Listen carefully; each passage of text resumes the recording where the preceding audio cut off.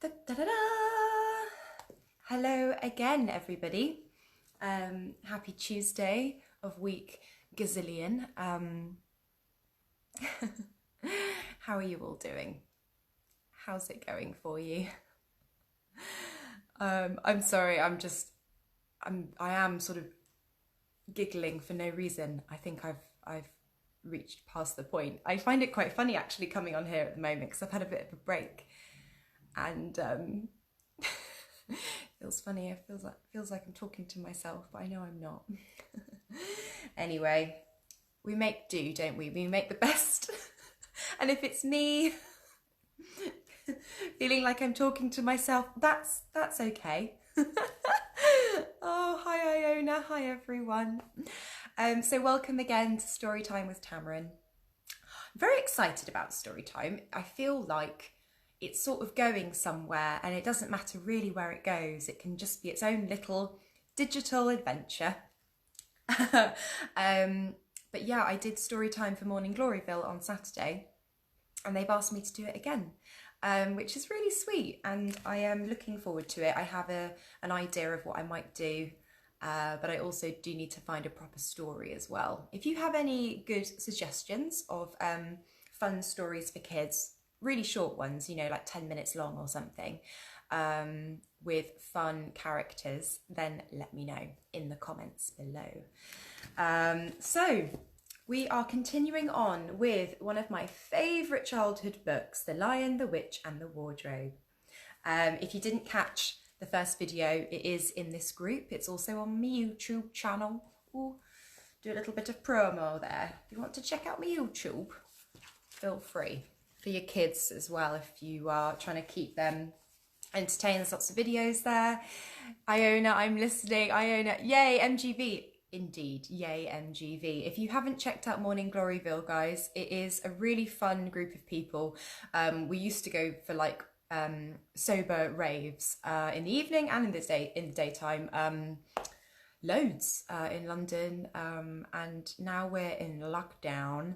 We have obviously gone digital, and every Saturday we have these parties, and you can see everyone on Zoom, and they spotlight you, and you just see everyone in their living room or wherever they are having a dance, and it's really fun. But they've also opened up breakout rooms now, so there's things like my story time going on as well, which is nice and kid friendly, so you can bring your kids and have a little party.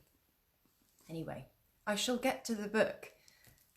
I know you don't want to hear me rabbit on and on, but you know, I'm a lockdown loner, so, you know, bear with. Anyway, I hope you're sitting comfortably. This is chapter 2 of The Lion, the Witch and the Wardrobe by C.S. Lewis. Chapter 2. What Lucy Found There. Good evening, said Lucy. But the fawn was so busy picking up its parcels that at first it did not reply. When it had finished, it made her a little bow. Good evening, said the fawn. Excuse me, I don't want to be inquisitive, but should I be right in thinking that you are a daughter of Eve? My name's Lucy, said she, not quite understanding him. But you are, forgive me, you are what they call a girl, said the fawn. Of course I'm a girl, said Lucy. You are in fact human.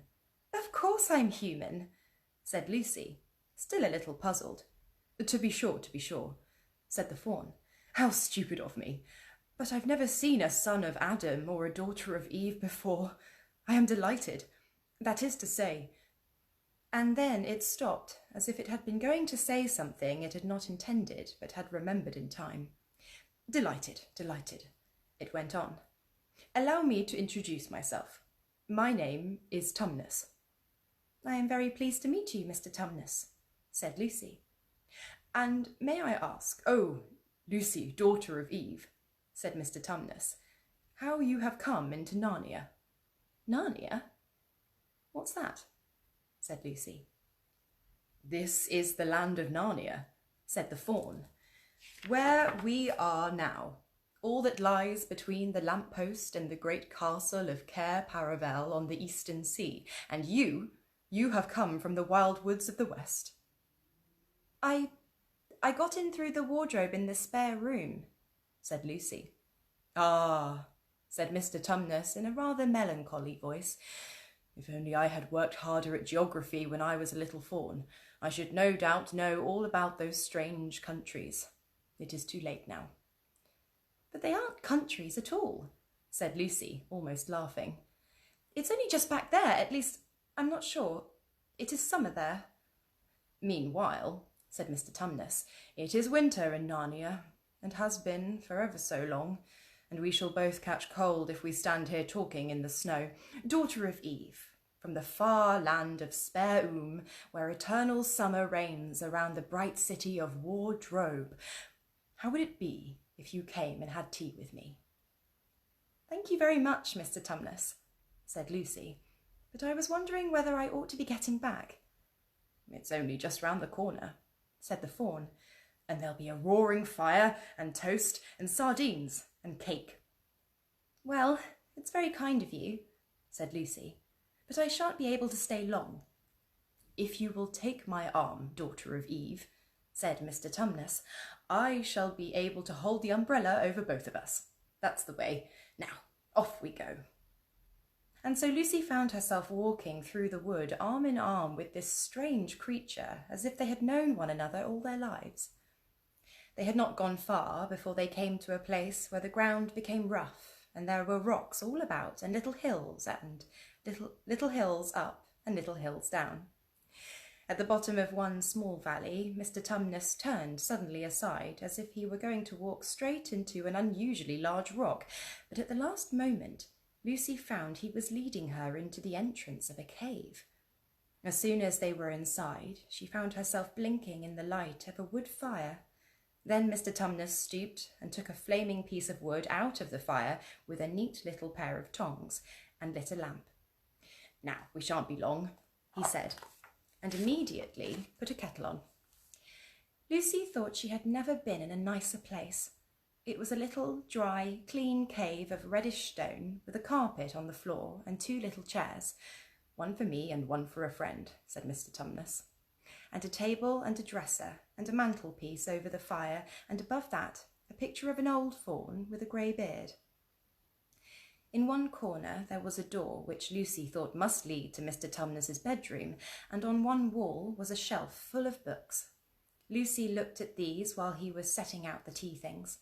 They had titles like The Life and Letters of Silenus or Nymphs and Their Ways, or Men, Monks and Gamekeepers, A Study in Popular Legend, or Is Man a Myth? Now, daughter of Eve, said the fawn. And really it was a wonderful tea. There was a nice brown egg, lightly boiled, for each of them, and then sardines on toast, and then buttered toast, and then toast with honey, and then a sugar-topped cake. And when Lucy was tired of eating, the fawn began to talk. He had wonderful tales to tell of life in the forest. He told about the midnight dances, and how the nymphs who lived in the wells and the dryads who lived in the trees came out to dance with the fawns, about long hunting parties after the milk-white stag who could give you wishes if you caught him, about feasting and treasure-seeking with the wild red dwarfs in deep mines and caverns far beneath the forest floor, and then about summer, when the woods were green and old Silenus on his fat donkey would come to visit them, and sometimes Bacchus himself, and then the streams would run with wine instead of water, and the whole forest would give itself up to jollification for weeks on end. Not that it was always winter, not that it isn't always winter now, he added gloomily. Then, to cheer himself up, he took out from its case on the dresser a strange little flute that looked as if it were made of straw, and began to play. And the tune he played made Lucy want to cry, and laugh, and dance, and go to sleep all at the same time. It must have been hours later when she shook herself and said, "Oh, Mr. Tumnus, I'm so sorry to stop you, and I do love that tune, but really, I must go home. I only meant to stay for a few minutes." "It's no good now, you know," said the fawn, laying down its flute and shaking its head at her very sorrowfully. "No good?" said Lucy. jumping up and feeling rather frightened. What do you mean? I've got to go home at once. The others will be wondering what has happened to me. But a moment later she asked, Mr. Tumnus, whatever is the matter? For the fawn's brown eyes had filled with tears, and then the tears began trickling down its cheeks, and soon they were running off the end of its nose, and at last it covered its face with its hands and began to howl. Mr. Tumnus, Mr. Tumnus, said Lucy in great distress. Don't, what the hell, what is the matter? Aren't you well? Dear Mr. Tumnus, do tell me what is wrong. But the fawn continued sobbing as if its heart would break, and even when Lucy went over and put her arms round him and lent him her handkerchief, he did not stop. He merely took the handkerchief and kept on using it, wringing it out with both hands whenever it got too wet to be any more use, so that presently Lucy was standing in a damp patch. Mr. Tumnus, bawled Lucy in his ear, shaking him. Do stop! Stop it at once! You ought to be ashamed of yourself, a great big fawn like you. What on earth are you crying about? Oh, sobbed Mr. Tumnus. I'm crying because I'm such a bad fawn. I don't think you're a bad fawn at all, said Lucy. I think you are a very good fawn. You are the nicest fawn I've ever met. Oh, you wouldn't say that if you knew, replied Mr. Tumnus between his sobs. No, I'm a bad fawn. I don't suppose there ever was a worse fawn since the beginning of the world. But what have you done? Asked Lucy. My old father now, said Mr. Tumnus. That's his picture over the mantelpiece. He would never have done a thing like this. A thing like what? Said Lucy. Like what I've done, said the fawn. Taken service under the White Witch. That's what I am. I'm in the pay of the White Witch. The White Witch? Who is she? Why, it is she that has got all Narnia under her thumb. It's she that makes it always winter and never Christmas. Think of that. How awful, said Lucy. But what does she pay you for? That's the worst of it, said Mr. Tumnus with a deep groan. I'm a kidnapper for her. That's what I am. Look at me, daughter of Eve. Would you believe that I'm the sort of fawn to meet a poor, innocent child in the wood, one that had never done me any harm, and pretend to be friendly with it, and invite it home to my cave, all for the sake of lulling it asleep and then handing it over to the White Witch? No, said Lucy. I'm sure you wouldn't do anything of the sort. But I have, said the fawn. Well, said Lucy rather slowly, for she wanted to be truthful and yet not be too hard on him. Well, that was pretty bad, but you're so sorry for it that I'm sure you will never do it again. Daughter of Eve, don't you understand? Said the fawn. It isn't something I have done. I'm doing it now, this very moment. What do you mean? Cried Lucy, turning very white. You are the child, said Tumnus. I had orders from the White Witch that if ever I saw a son of Adam or a daughter of Eve in the wood, I was to catch them and hand them over to her. And you are the first I ever met, and I've pretended to be your friend and asked you to tea, and all the time I've been meaning to wait till you were asleep and then go and tell her. Oh, but you won't, Mr. Tumnus, said Lucy. You won't, will you? Indeed, you really mustn't. And if I don't, said he, beginning to cry again, she's sure to find out, and she'll have my tail cut off, and my horns sawn off, and my beard plucked out, and she'll wave her wand over my beautiful cloven hoofs, and turn them into horrid solid hoofs, like a wretched horse's. And if she is extra and specially angry, she'll turn me into stone, and I shall be only a statue of a fawn in her horrible house until the 4 thrones at Cair Paravel are filled, and goodness knows when that will happen, or whether it will ever happen at all. I'm very sorry, Mr. Tumnus, said Lucy, but please let me go home. Of course I will, said the fawn. Of course I've got to. I see that now. I hadn't known what humans were like before I met you. Of course I can't give you up to the witch, not now that I know you. But we must be off at once. I'll see you back to the lamppost. I suppose you can find your own way from there back to the spare and wardrobe. I'm sure I can, said Lucy. We must go as quietly as we can, said Mr. Tumnus. The whole wood is full of her spies. Even some of the trees are on her side. They both got up and left the tea things on the table, and Mr. Tumnus once more put up his umbrella and gave Lucy his arm, and they went out into the snow.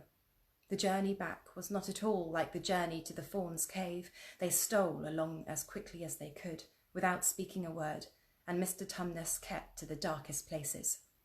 Lucy was relieved when they reached the lamppost again.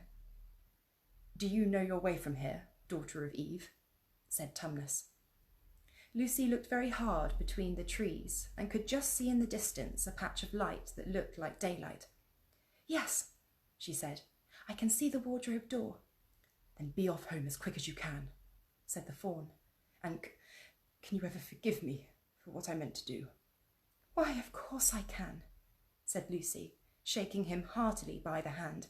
And I do hope you won't get into dreadful trouble on my account. Farewell, daughter of Eve, said he. Perhaps I may keep the handkerchief? Rather, said Lucy, and then ran off towards the far-off patch of daylight as quickly as her legs could carry her. And presently, instead of rough branches brushing past her, she felt coats, and instead of crunching snow under her feet, she felt wooden boards, and all at once she found herself jumping out of the wardrobe into the same empty room from which the whole adventure had started. She shut the wardrobe door tightly behind her and looked around, panting for breath. It was still raining, and she could hear the voices of the others in the passage. I'm here, she shouted. I'm here. I've come back. I'm all right. End of chapter 2. Oh, blimey, that was dramatic. And rather posh as well. It's quite a posh book, isn't it? When small children, when they answer questions saying, oh, rather, yes. And they're having tea, honey on toast, oh, yes. It's all very posh. Now, look, there's lots of pictures I didn't show you because I was swept up in the drama of the story. But I don't, oh, yes, they're all sort of little sketches. You can see Mr. Tumnus there, the Fawn, having a big cry. He's a sensitive chap. But I'll show you this. This is the only kind of big illustration of the chapter.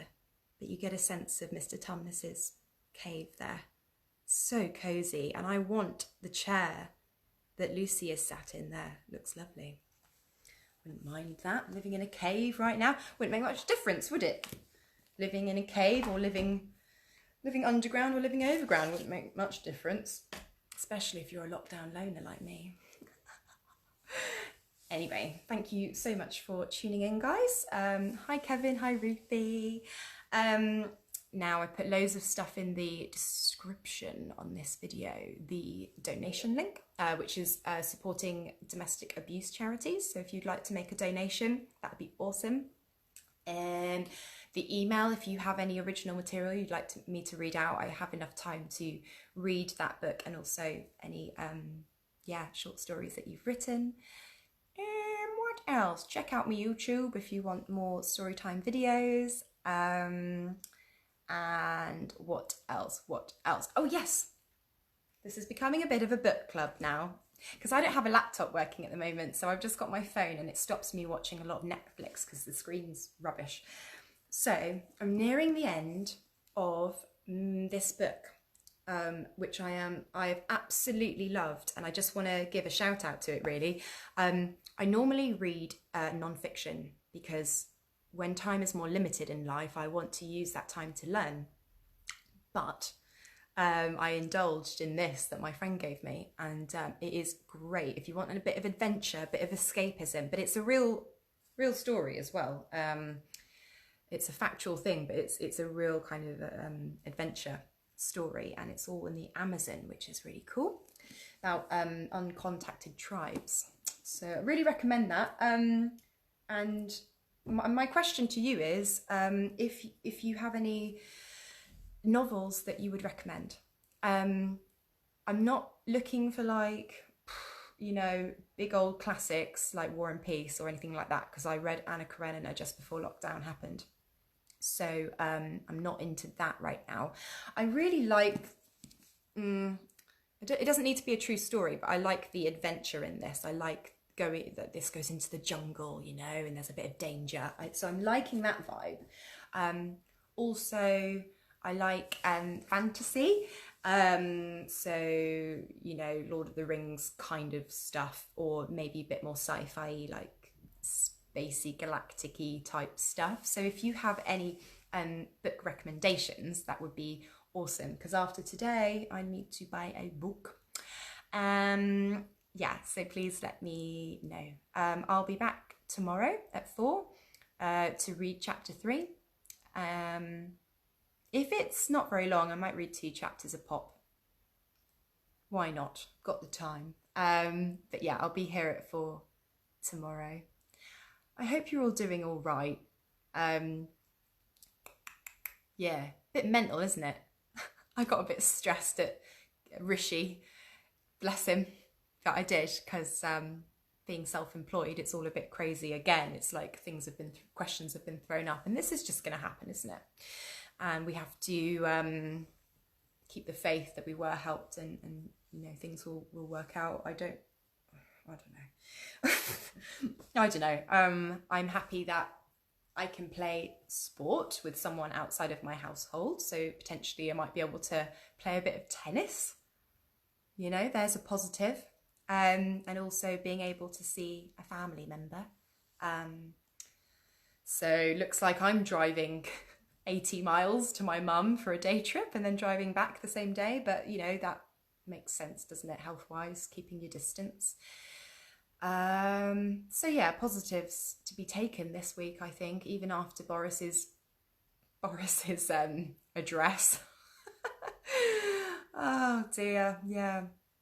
So I hope that you have some positives this week that you can sort of cling on to, like you're a lockdown limpet. Cling on to those positives to get us through. Hey Mark. Hey Catherine. What else? I'm sure there was something else. Aha, yes. The other thing. Oh dear. The problem is with Facebook Live is that I'll just keep talking.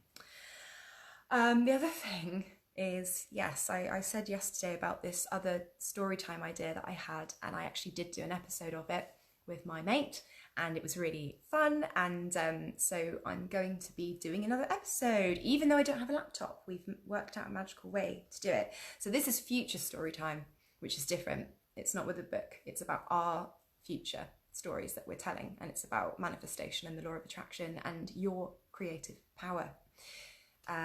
So I am going to be doing this with my friend Gregory. Yes, that's his name, on Thursday in the evening. Not sure quite what time, because I want to watch the national play. So I might try and do it a bit earlier, at like 6. But anyway, I'll let you know what time. But it'll be on Thursday evening, and we will be talking about the law of attraction. How can you stay positive in lockdown? It's not an easy thing, is it? But ultimately reminding us that, you know, although we're watching the news and we're waiting to be told what to do, we still have creative power. We still can manifest, and this is a great time, in my opinion, while we're not taking much action, to focus on the first step of manifestation, of the law of attraction. It's just getting clear about what you want so you can ask for the right thing, and telling those future stories. So saying what we want to happen in our lives, and also in the collective, in the world. So yeah, very different to story time with the books, but something that I like to talk about. And I think I just want to remind us all that we are creative, powerful beings in this time of uncertainty.